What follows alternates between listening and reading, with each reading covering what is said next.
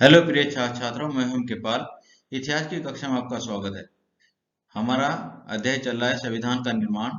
अध्याय 15 है ये। इसके अंतर्गत आज हम आपको टॉपिक कराएंगे, केवल इस प्रस्ताव से काम चलने वाला नहीं है, हमें हजारों साल से दबाया गया और राज्य की शक्तियां, केंद्र और राज्य के बीच में जो शक्तियों का बंटवारा किया गया है उसके बारे में आज हम यहाँ पर अध्ययन करेंगे।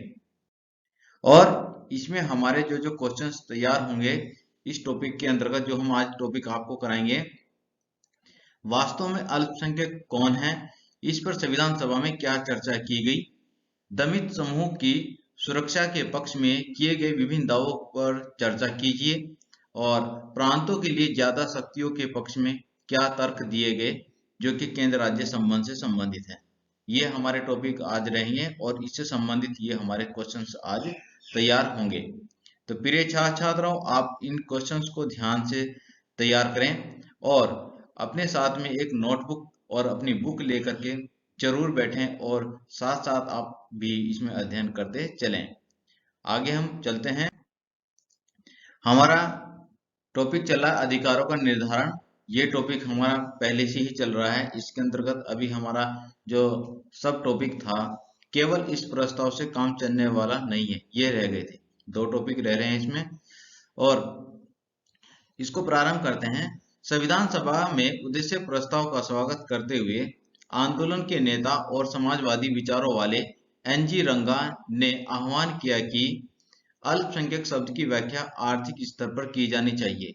यहाँ पर यह कहा गया है कि जैसे हमारा टॉपिक है केवल इस प्रस्ताव से काम चलने वाला नहीं है, तो हम देखते हैं कि जैसे कि 13 दिसंबर 1946 को पंडित जवाहरलाल नेहरू जी के द्वारा एक उद्देश्य प्रस्ताव प्रस्तुत किया गया था संविधान सभा में, और उस उद्देश्य प्रस्ताव को पूरे संविधान का एक फ्रेमवर्क तैयार माना गया था, एक पूरी तरह से फ्रेम माना गया था। तो उस पर यह माना गया था कि इस उद्देश्य प्रस्ताव में लगभग सभी बातें हैं। तो यहाँ पर अब अन्य और चीजें भी हैं। अगला टॉपिक हमारा है इस प्रस्ताव से काम चलने वाला नहीं है, इससे संबंधित।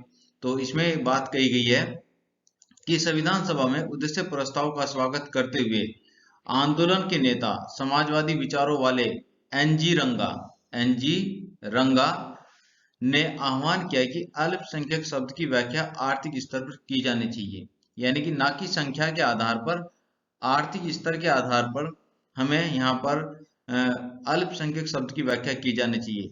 रंगा की नजर में अल्पसंख्यक कौन है? तो रंगा जी की नजर में अल्पसंख्यक गरीब और दबे कुचले लोग हैं जिनका हजारों वर्षों से शोषण होता आया है और जो समाज की मुख्य धारा से अलग हैं। तो उन लोगों को एनजी रंगा ने अल्पसंख्यक माना है और यह कहा गया कि हमें अपने संविधान में इस प्रकार के प्रावधान किए जाना चाहिए जिससे हम इस वर्ग को समाज की मुख्य धारा में जोड़ सकें। इन्होंने कानूनी अधिकार दिए जाने का स्वागत किया, मगर उन्हें इनकी सीमाओं को भी चिन्हित किया। अब यहाँ पर देखते हैं कि यहाँ बताया गया है कि जो हमारे संविधान में दमित वर्ग और कुचले वर्ग के लिए कानून की व्यवस्था की जा रही थी, उसके लिए कानून बनाए जा रहे थे ताकि ये वर्ग समाज की मुख्य धारा में बढ़ सके, जुड़ सके और अपना विकास कर सके। लेकिन एनजी रंगा जी का यहाँ पर एक विचार ये था कि सिर्फ कानून से ही काम नहीं चलेगा, जब तक कि इन कानूनों को सही तरीके से इम्प्लीमेंट नहीं कराया जाएगा तब तक इस वर्ग को इस कानूनों का या इन कानूनों का लाभ प्राप्त नहीं होगा। ऐसी परिस्थितियां बनाई जाए संविधान द्वारा दिए गए अधिकारों का जनता प्रभावी ढंग से प्रयोग कर सके, यानी कि जो कानून बनाए जाएंगे संविधान के अंतर्गत, तो वहां पर इस समाज के अंदर या धरातल पर इस प्रकार की परिस्थितियां तैयार की जाएं ताकि इन अधिकारों को जनता प्रभावी ढंग से प्रयोग कर सके। रंगा जी ने आम जनता और संविधान सभा में उसके प्रतिनिधित्व का दावा करने वालों के बीच मौजूद विशाल खाई की ओर भी ध्यान आकर्षित किया। इन्होंने कहा कि जो हमारी जो संविधान सभा है और इस संविधान सभा में जितने भी जो सदस्य हैं, अधिकांश जो सदस्य हैं वो सब प्रभुत्व वर्ग से आते हैं, ये जनसाधारण वर्ग से नहीं आते। तो इनके बीच में यहाँ पर एक सामान्य जो दमित वर्ग और साधारण वर्ग है उसके बीच में और यहाँ पर बैठे हुए जो लोग हैं उनके बीच में बड़ी खाई है।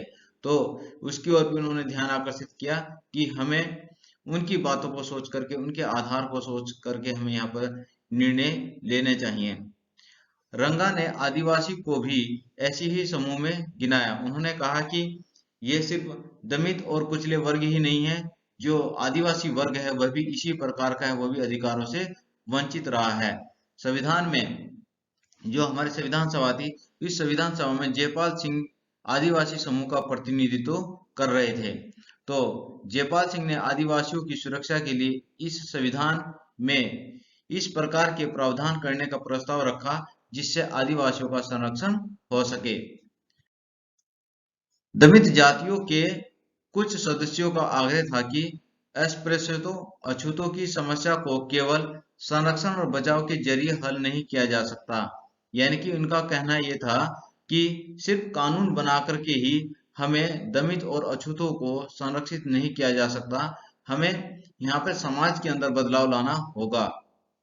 दमित जातियों के अपंगता के पीछे दमित जातियों की अपंगता के पीछे जाति विभाजित समाज के सामाजिक कायदे कानूनों और नैतिक मूल्यों मान्यताओं का हाथ है। यानी कि जो हमारा समाज पिछड़ा हुआ है, ये जो समाज के अंदर जो विविधताएं हैं, जैसे कि हम कहते हैं कि यह दमित वर्ग जो है हजारों वर्षों से जो दबाया गया है, तो इस दमित वर्ग के साथ में जो समाज है, समाज के द्वारा भेदभाव किए गए हैं और जो उसके पीछे क्या है, जो जातिगत विचारधाराएं हैं, वो जातिगत विचारधाराएं, जो सामाजिक विचारधाराएं हैं, जो सामाजिक कायदे कानून हैं, वही इनके पिछड़ेपन का, इनके दमित रहने का कारण है। यहाँ पर यह बताया गया और इस पर इनको केवल कानून से ही समाप्त नहीं किया जाएगा।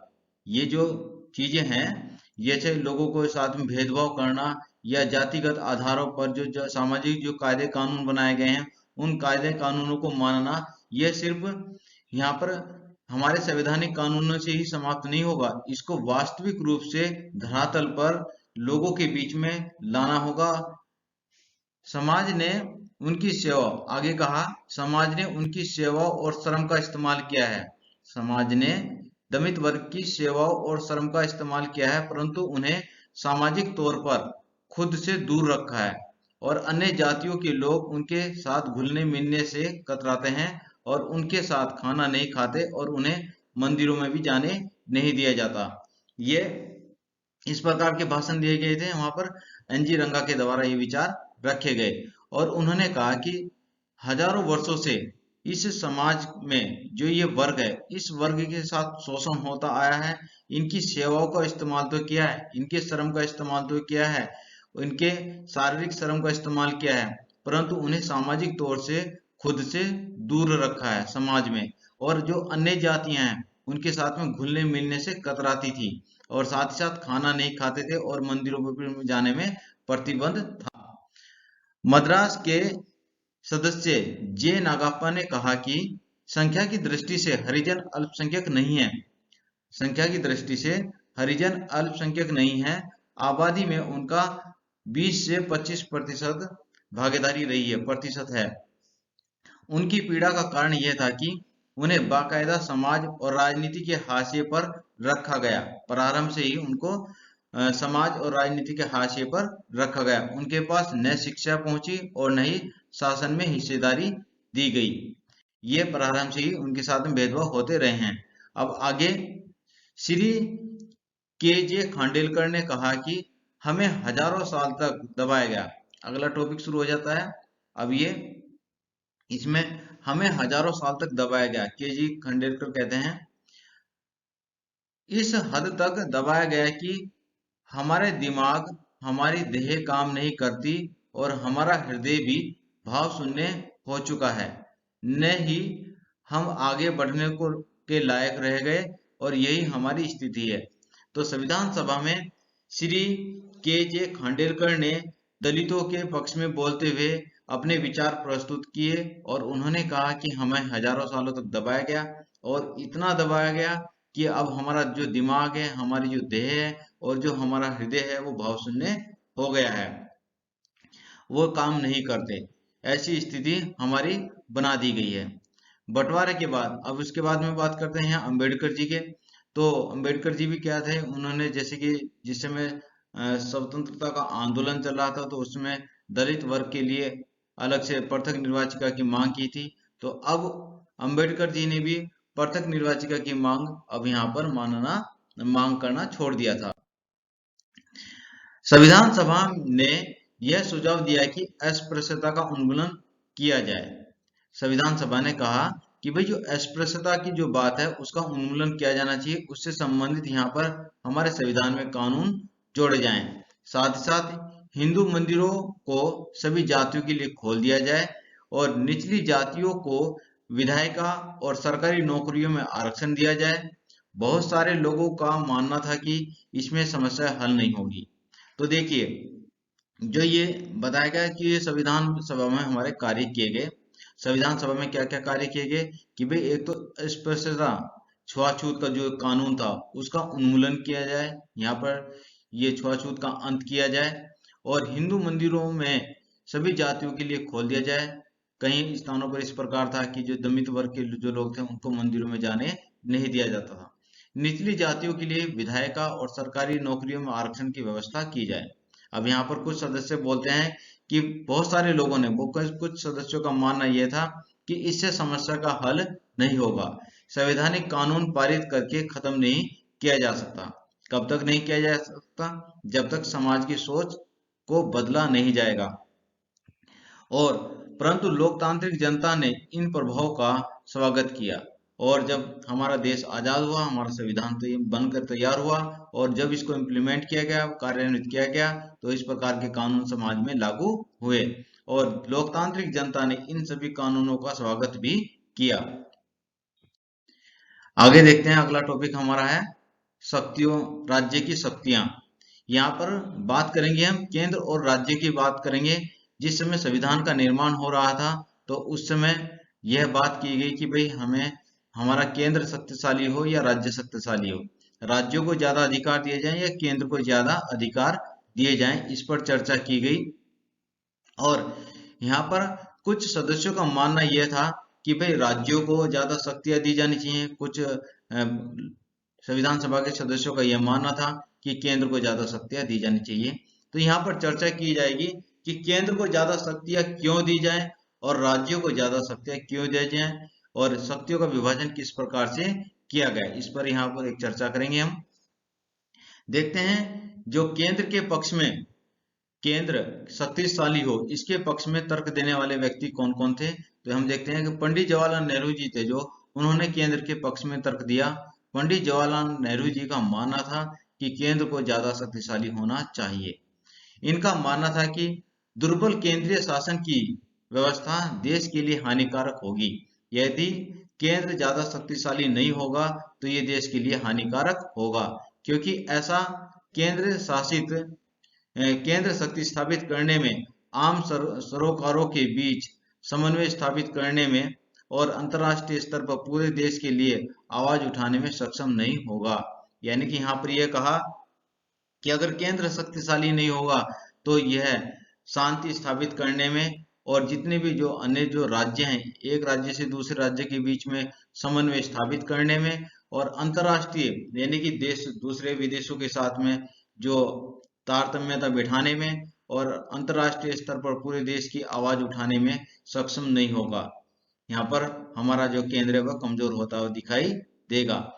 इसीलिए हमें केंद्र को ज्यादा शक्तिशाली या केंद्र को ज्यादा शक्तियां दी जानी चाहिए, ताकि केंद्र प्रभावशाली तरीके से सभी सरकारों के बीच में, सभी राज्य सरकारों के बीच में समन्वय स्थापित कर सके और अंतर्राष्ट्रीय स्तर पर भी अपनी आवाज बुलंद तरीके से रख सके। इसलिए केंद्र ज्यादा शक्तिशाली होना चाहिए। ये विचार पंडित जवाहरलाल नेहरू के द्वारा संविधान सभा में दिए गए। आगे देखते हैं, भीमराव अंबेडकर और गोपाल स्वामी अय्यर ने भी केंद्र शक्तिशाली होना चाहिए, इसके बारे में यहाँ पर तर्क दिया, अपने पक्ष रखे। भीमराव अंबेडकर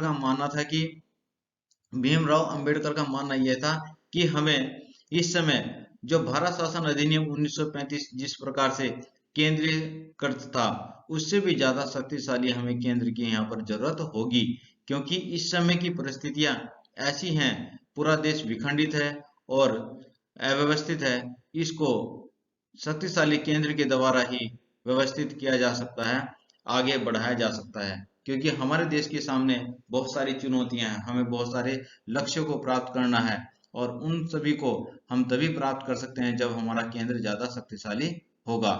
गोपाल स्वामी अय्यर ने भी शक्तिशाली केंद्र के पक्ष में अपने तर्क प्रस्तुत किए। आगे बात करते हैं, बालकृष्ण शर्मा ने देश हित की योजना, उन्होंने कहा, केंद्र के पक्ष में तर्क दिया, बालकृष्ण शर्मा ने देश के हित में योजना निर्माण, देश के संसाधनों को सुनियोजित करना और एक उचित शासन व्यवस्था तथा देश की बाहरी आक्रमणों की सुरक्षा के लिए शक्तिशाली केंद्र का होना जरूरी है। तो बालकृष्ण ने अपने तर्क दिए, बालकृष्ण शर्मा ने, कि केंद्र क्यों शक्तिशाली होना चाहिए। केंद्र इसलिए सरकार शक्तिशाली होना चाहिए, देश हित में योजनाओं का निर्माण किया जाएगा, जो भी योजनाएं बनेगी वो संपूर्ण देश के लिए बनेगी और देश हित में उसमें कार्य किया जाएगा। दूसरा, देश के संसाधनों को सुनियोजित किया जा सकता है अगर शक्तिशाली केंद्र होगा। एक उचित और शासन व्यवस्था स्थापित करने में भी केंद्र सहायक होगा। देश के बाहरी आक्रमणों से सुरक्षा करने में भी के लिए भी केंद्र शक्तिशाली होना चाहिए। तो ये विचार थे बालकृष्ण शर्मा के। अब आगे बात करते हैं, आर्थिक विकास और देश की सुरक्षा के लिए शक्तिशाली केंद्र होना चाहिए। यानी कि आर्थिक विकास, संपूर्ण आर्थिक विकास करने के लिए और देश की सुरक्षा के लिए एक शक्तिशाली केंद्र होना चाहिए। और भारतीय संविधान में केंद्र की ओर शक्तियों का झुकाव अधिक किया गया और इसी कारण राज्यों की तुलना में संविधान में केंद्र को अधिक शक्तियां प्रदान की गई है। तो हम यहाँ पर आपको बता रहे हैं कि केंद्र को शक्तिशाली क्यों होना चाहिए, इस पर विचार प्रस्तुत किए गए यहाँ पर। तो केंद्र शक्तिशाली होना चाहिए, इस पर पंडित जवाहरलाल नेहरू जी के द्वारा विचार दिए गए, अंबेडकर के द्वारा विचार दिए गए, गोपाल स्वामी अय्यर के द्वारा अपने विचार दिए गए और बालकृष्ण शर्मा के द्वारा अपने विचार प्रस्तुत किए गए। सभी जितने भी संविधान सभा के जो सदस्य थे, इन सदस्यों के द्वारा केंद्र के पक्ष में जो विचार दिए गए, उसमें ये एक बात कही गई कि विदेशी संबंधों के लिए केंद्र को ज्यादा शक्तिशाली होना चाहिए, विदेशी आक्रमण से रक्षा के लिए भी केंद्र को शक्तिशाली होना चाहिए, सभी राज्यों के बीच में समन्वय स्थापित करने के लिए केंद्र को शक्तिशाली होना चाहिए और आर्थिक विकास के लिए केंद्र को शक्तिशाली होना चाहिए, योजनाओं को सही तरीके से इम्प्लीमेंट कार्यान्वित कराने के लिए केंद्र को शक्तिशाली होना चाहिए, देश के संसाधनों को सुनियोजित करने के लिए भी केंद्र को शक्तिशाली होना चाहिए और इसके अलावा अन्य भी बहुत सारे कार्य हैं। तो इसलिए केंद्र को ज्यादा शक्तिशाली होना चाहिए, यहाँ पर अपने विचार प्रस्तुत किए गए। अब आगे बात करते हैं राज्यों के पक्ष में जो तर्क दिए कि राज्यों को शक्तिशाली होना चाहिए, क्योंकि यहाँ पर दोनों तरह के विचार दिए गए। कुछ लोगों ने कहा केंद्र को शक्तिशाली होना चाहिए, किसी ने कहा कि राज्यों को शक्तिशाली होना चाहिए। तो अब यहाँ पर संविधान सभा के कुछ सदस्य थे, उन्होंने कहा कि राज्यों को शक्तिशाली होना चाहिए, यदि राज्य शक्तिशाली नहीं होंगे तो कुछ समय बाद केंद्र बिखर जाएगा। तो किस प्रकार से बिखर जाएगा केंद्र, उस पर अपने विचार उन्होंने प्रस्तुत किए। देखते हैं, राज्यों के अधिकारों की सबसे शक्तिशाली हिमायती मद्रास के संतानम थे। मद्रास के एक सदस्य थे के संतानम, उन्होंने कहा कि राज्यों को शक्तिशाली होना चाहिए, वो राज्य की शक्ति के हिमायती थे। के संतानम के शब्दों में यह दलील जिद्दी बन गई थी कि तमाम शक्तियां केंद्र को सौंप देने से वह मजबूत हो जाएगा। उनके अनुसार यह एक भ्रम है कि जैसे कि अभी यहाँ पर संविधान सभा में कुछ सदस्य इस प्रकार का अपना तर्क दे रहे थे कि केंद्र को शक्तिशाली क्यों होना चाहिए, इस पर उन्होंने बोला, के संतानम ने ये बोला कि केंद्र शक्तिशाली हो जाएगा, इस पर आप लोगों का एक भ्रम है। तो भ्रम है, भ्रम मतलब ये कह रहे कि केंद्र शक्तिशाली नहीं होगा, जबकि केंद्र तो और ज्यादा कमजोर हो जाएगा यदि ज्यादा उसको शक्तियां दे दी जाएंगी।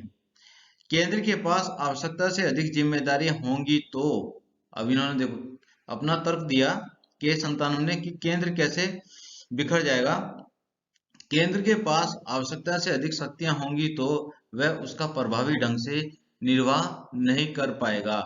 यानी कि जो महत्वपूर्ण योजनाएं होंगी सिर्फ उनको ही केंद्र को दिया जाना चाहिए। यदि अगर सारी शक्तियां उनको दे दी जाएं, सारे कार्य केंद्र के पास हो जाएंगे, तो केंद्र कोई भी कार्य प्रभावी ढंग से कार्य नहीं कर पाएगा, उनकी उन योजनाओं को सही प्रभावी ढंग से कार्यान्वित नहीं कर पाएगा।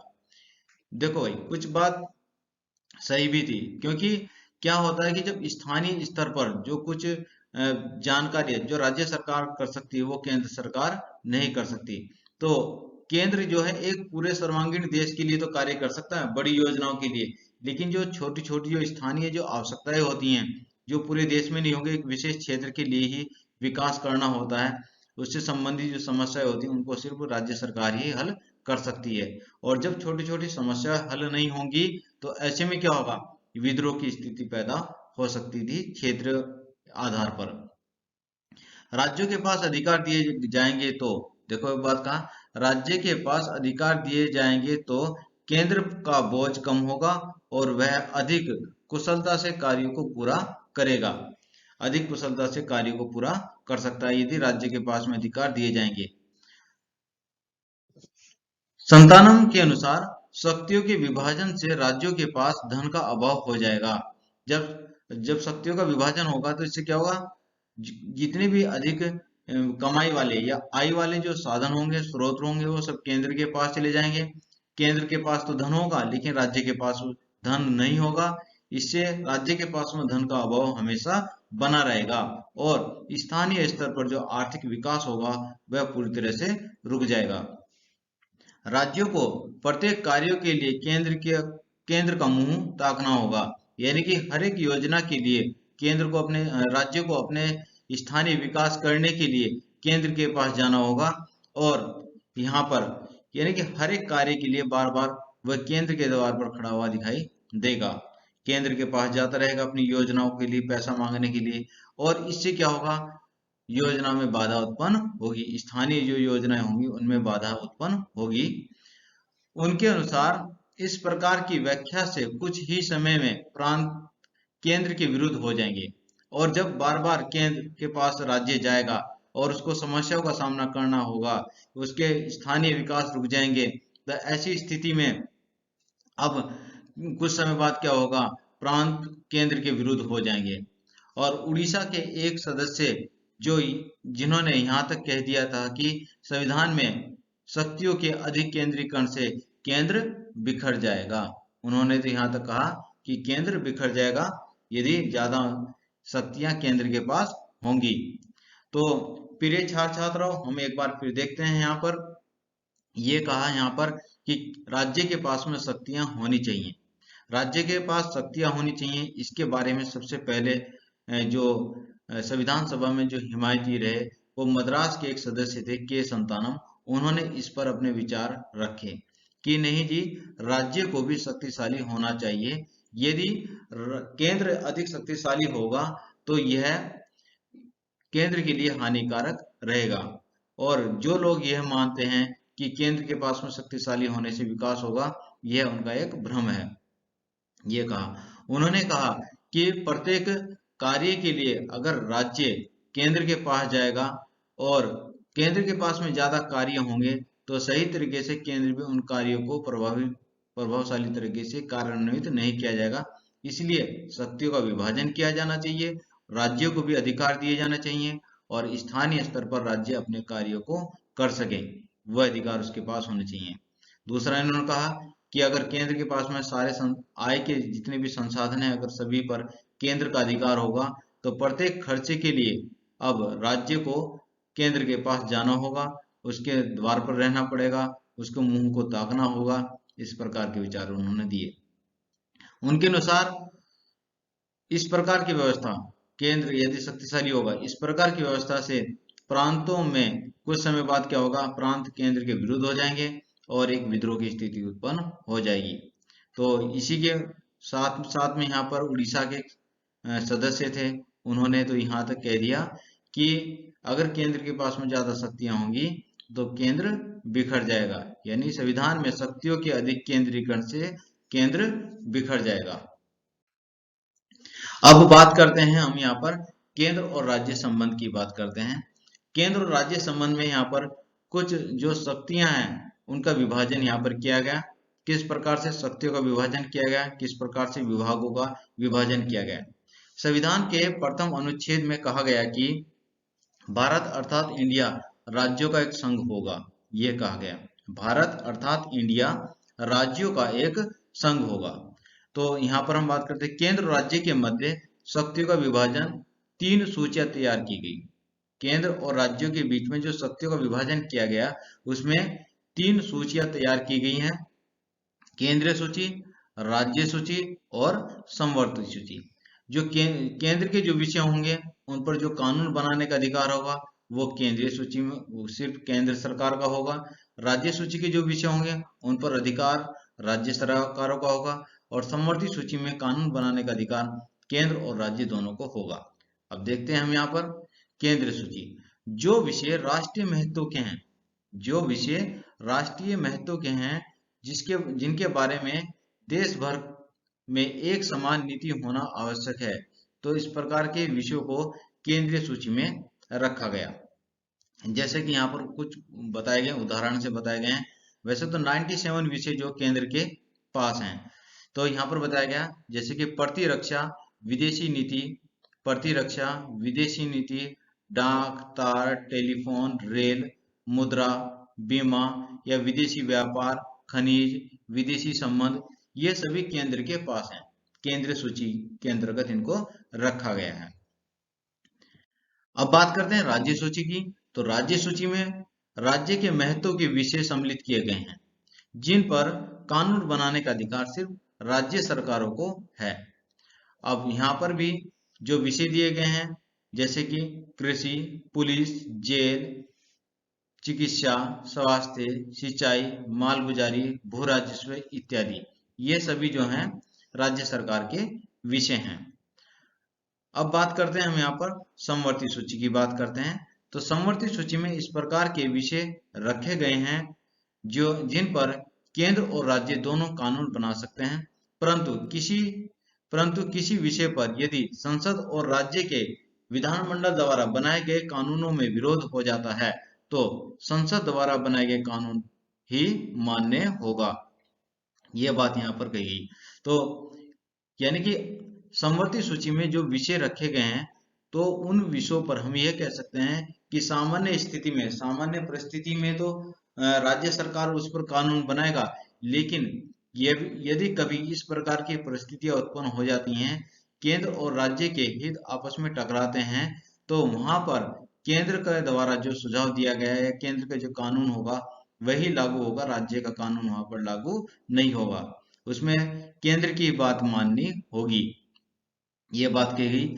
और इसमें जो महत्वपूर्ण विषय हैं, कैसे विषय हैं देखें, बिजली, विवाह कानून, मूल्य नियंत्रण, समाचार पत्र, छापे खाने, दीवानी कानून, शिक्षा, वन, जनसंख्या नियंत्रण, परिवार नियोजन इत्यादि, इस प्रकार के यहाँ पर विषय रखे गए हैं। इस सूची में कुल 47 विषय हैं।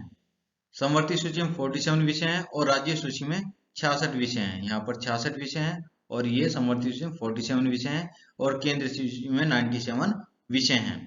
यहाँ पर ये विषय रखे गए हैं। इस प्रकार से केंद्र और राज्यों के बीच में यहाँ पर विषयों का विभाजन किया गया था और शक्ति का विभाजन किया गया था। एक बार फिर से देखते हैं। केंद्र और राज्य के संबंध के अंतर्गत पहले हमने आपको बताया था कि केंद्र शक्तिशाली होना चाहिए या राज्य शक्तिशाली होना चाहिए। इस पर संविधान सभा के सदस्यों के द्वारा अपने अपने विचार प्रस्तुत किए गए थे। ठीक है जी। उसके बाद हम यहाँ पर देखते हैं केंद्र और राज्यों के बीच में किस प्रकार से शक्तियों का विभाजन हुआ था। उसके लिए संविधान सभा में 3 सूचियां बनाई गई थी, केंद्रीय सूची, राज्य सूची और समवर्ती सूची। ये 3 सूचियां तैयार की गई थी। केंद्रीय सूची पर कानून बनाने का अधिकार सिर्फ केंद्र सरकार को होता है, राज्य सूची पर कानून बनाने का अधिकार राज्य सरकार को होता है और समवर्ती सूची पर कानून बनाने का अधिकार सिर्फ यहाँ पर कानून बनाने का अधिकार केंद्र और राज्य दोनों को होता है। लेकिन यहाँ पर कुछ कंडीशन होती है।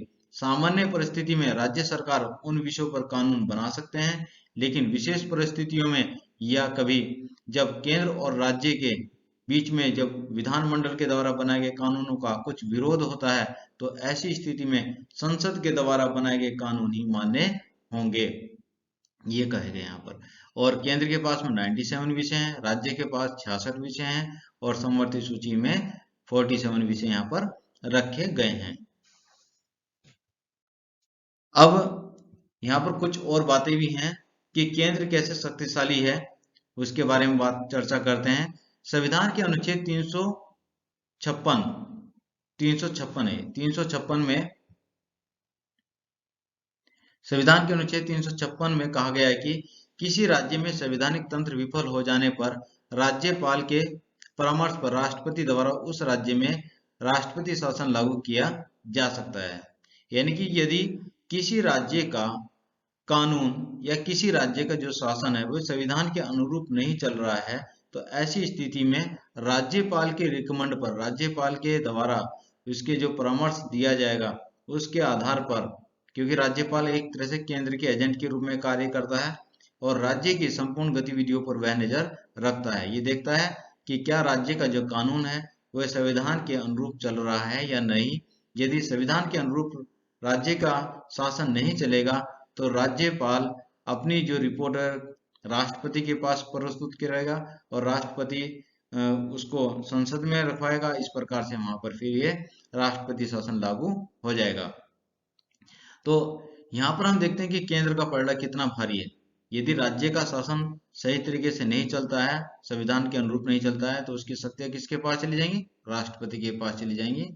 वहां पर राष्ट्रपति शासन लागू हो जाता है राज्य के अंदर। संविधान में राजकोषीय संघवाद की भी एक जटिल व्यवस्था बनाई गई है और कुछ कर जैसे सीमा शुल्क, कंपनी कर से होने वाली सारी आय केंद्र के पास रखी गई है। यहाँ पर जो राजकोषीय संघवाद है उसके अंतर्गत जो इतनी भी सीमा शुल्क है या कंपनी कर है जो भी प्राप्त होते हैं वो संपूर्ण आय किसके पास जाती है? केंद्र के पास जाती है। कुछ आय राज्यों में जैसे आयकर और आबकारी कर ये राज्य और केंद्र सरकार दोनों के पास जाते हैं। कुछ आय इस प्रकार की होती है जैसे आयकर और आबकारी कर से प्राप्त होने वाली जो आय है वह राज्य और केंद्र सरकार दोनों में बांट दी जाती है और अन्य जितने भी जो और कर हैं राज्य स्तर पर जो कर प्राप्त संकलित किए जाते हैं वह राज्य के पास ही रहते हैं। तो प्रिय छात्र छात्राओं, इस प्रकार से आज का हमारा टॉपिक था। यहाँ पर पहले हमने आपको बताया कि किस प्रकार से अधिकारों का निर्धारण किया गया, वहां पर अल्पसंख्यकों के बारे में बताया गया कि वास्तव में अल्पसंख्यक कौन होंगे, इस पर चर्चा की गई। फिर उसके बाद में बताया गया कि जो दलित दमित वर्ग था उनका हजारों वर्षों से जो शोषण होता आया है उसका संरक्षण किस प्रकार से किया जाए, संविधान में कौन कौन से प्रावधान किए जाएं, उस पर संविधान सभा के द्वारा जो चर्चा की गई उस पर हमने बताया। फिर उसके बाद में हमने चर्चा की यहाँ पर कि केंद्र और राज्यों के बीच में किस प्रकार से शक्तियों का विभाजन हुआ और केंद्र शक्तिशाली हो या राज्य शक्तिशाली हो, इस पर भी संविधान सभा के सदस्यों के द्वारा अपने अपने विचार प्रस्तुत किए गए। तो प्रिय छात्र छात्राओं, ये क्वेश्चंस भी हमारे तैयार हो जाते हैं और आज के लिए इतना ही। ये टॉपिक आप तैयार कर लेना, साथ ही साथ हमारे चैनल को भी सब्सक्राइब जरूर कर लीजिए क्योंकि जितनी भी वीडियो हम आपके लिए बनाते रहते हैं वह सब ही आपके पास पहुंच जाएं। और प्रिय छात्र छात्राओं, आज के लिए इतना ही। धन्यवाद।